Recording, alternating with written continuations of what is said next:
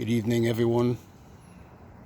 Just going to tell you a quick story. This right here is a bike that I imported from China, which was a big jump because I had been looking in America for like a year and a half, and ridiculous everything. Lead times were crazy, colors availability was crazy. I initially started with Soul Beach Cruisers, which had a good bike, but I was very new into this. And let me tell you, everyone, it takes time. You're going to have to, your due diligence, put your due diligence in and spend a year looking. Get all the models and manufacturers that are out there, know the product lines that they carry, and know what they put on their bikes.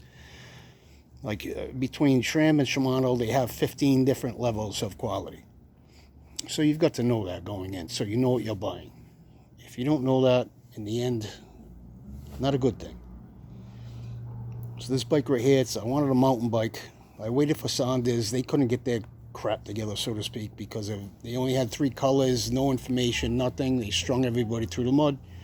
I wasn't happy with that. So eventually I moved on and decided that I'd spend some time, like 6 months, researching Alibaba and just grabbing a bike that I can buy and customize. And for about a year, I watched this frame company and this company itself, Ansbern.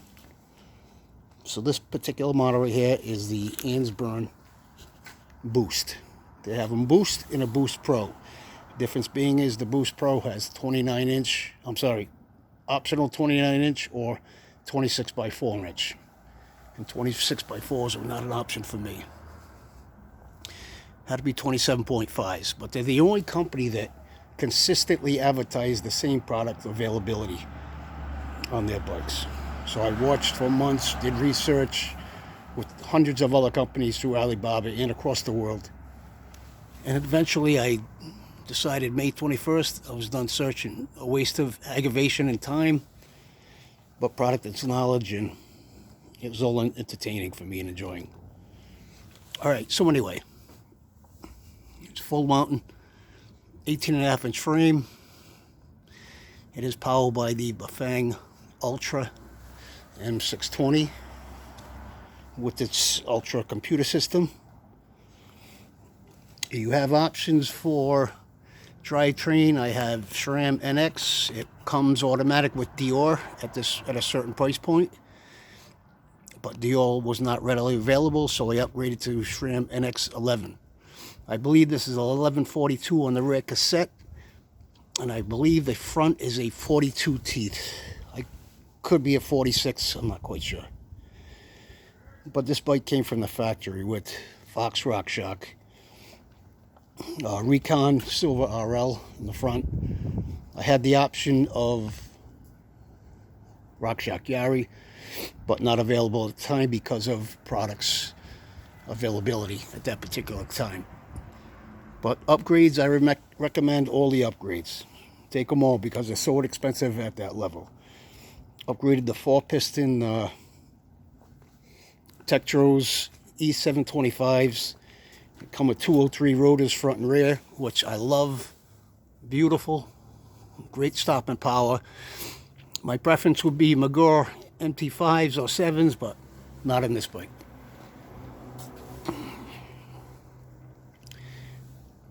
I'll tell you, the overall frame design and quality was fantastic on this bike.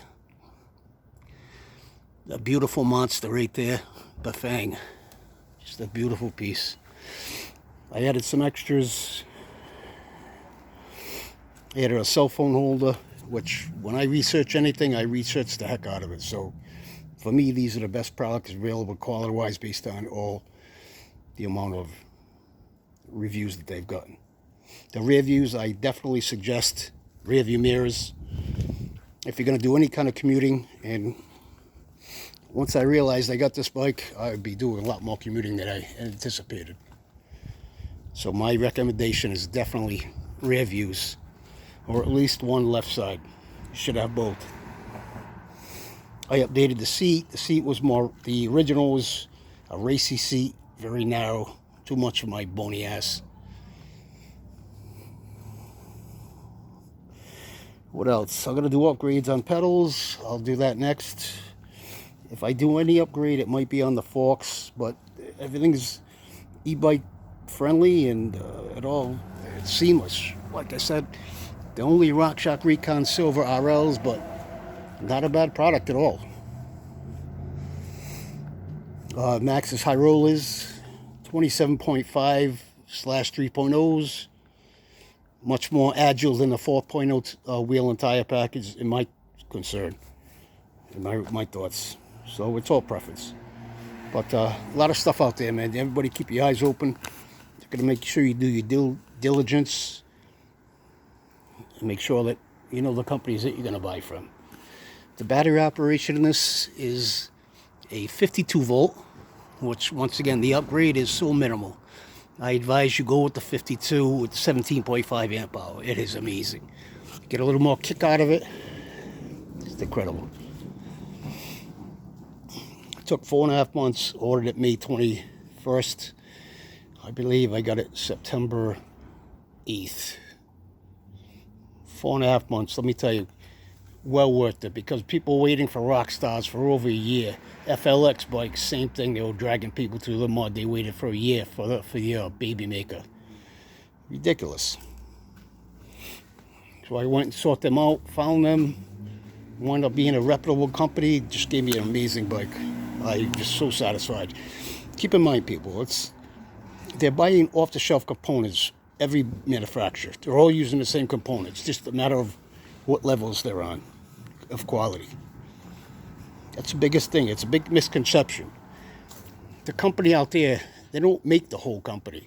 They don't make the whole bike. They provide a frame, and then they slap on pre-made stuff from other vendors. That's just how it goes. That's the industry. My most important information to give to anyone is research. All the bikes. Everything. That's what you got to do. Nothing easy about it, but if you enjoy it, it's fun. If I like to buy cars, if I want to buy a car, I research. I enjoy it. Same thing with the house. Just got to do your thing and know your stuff. Next video, I believe, will be ride.